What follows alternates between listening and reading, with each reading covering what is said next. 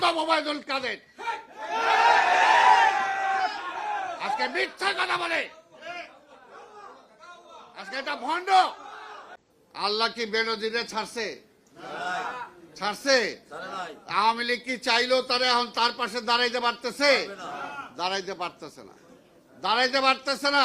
দেখে আল্লাহ কখন যে কার বিরুদ্ধে কোন মাইট তৈরি করে রাখছে একমাত্র উনিই জানেন, একমাত্র উনিই জানেন।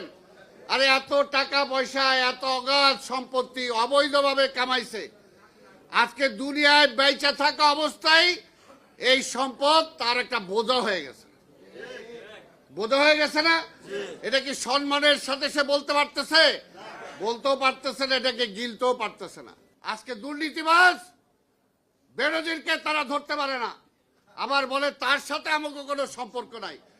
এই বেয়াদব ওবায়দুল কাদের